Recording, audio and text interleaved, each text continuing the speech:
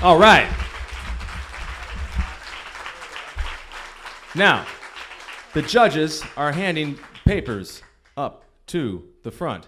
I'd like to say, can we have a round of applause for Zoe and her parents, Ed and Pam, for putting the whole thing. Zoe really, Ed and Pam helped her out and everything. Did a great job. I cannot believe I'm looking at this many people.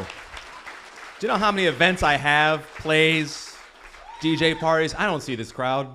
It's amazing. If I knew it took StorySlam, start writing poetry.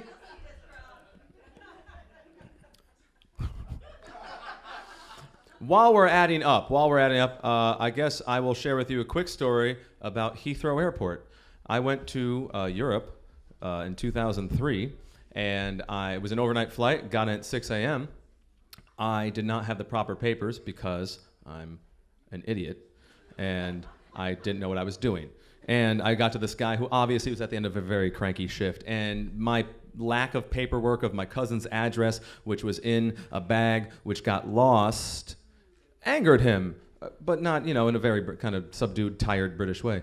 And he said, you'll have to sit here. And I sat there for an hour, and I said, oh, God, I'm so close. I'm so close to getting into England. I've had it's a 4-month, backpacking. I'm in my 20s. Let's go eat tapas. And I'm so close to get to England. And I sat there, and then his shift was done. He brought other people in, and then I was escorted to the plexiglass prison of Heathrow Airport. And I was told that I do not, they didn't know about my cousins. I'm like, oh, their names are this, and this is where they live. They live in Finsbury Park. They're like, yeah. Anyway, so I'm in this plexiglass prison next to a man from Ghana. And at one point, the people come in, and there are 3 interrogation booths that you can see through because it's this plexiglass prison. And they're about as wide as that speaker.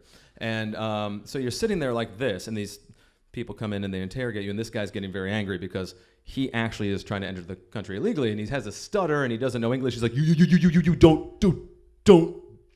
It was a long process. And I'm sitting there, and there's these 2 girls there, and I say, where are you from? And they say, Mali. And I once saw a CD in a store of music of Mali. So I said, good music. And they said, I think the English, that was all we got. So it's me and the girls from Mali and the stuttering guy from Ghana.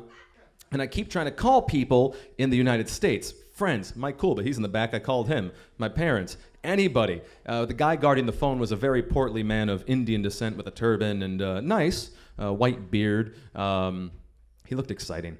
And I kept using that phone. Nobody was answering phones because it was whatever time. This is like hour 4 of me in the plexiglass prison, by the way. Finally comes my turn. It's my lucky time. I go there, and I get the wall to my back there, and then 2 people cram in. 2 people are sitting down. I don't have room, and they're like on top of each other. And they say, we are going to interrogate you now. However, the recording equipment is broken. So please speak slowly, because we have to write everything down. You got it. I would like to say I'm very calm at this point because I am not in control. Remember that falling off a cliff in Alaska thing? That really put things in perspective for me. So I'm like, sure. What do you do in the United States?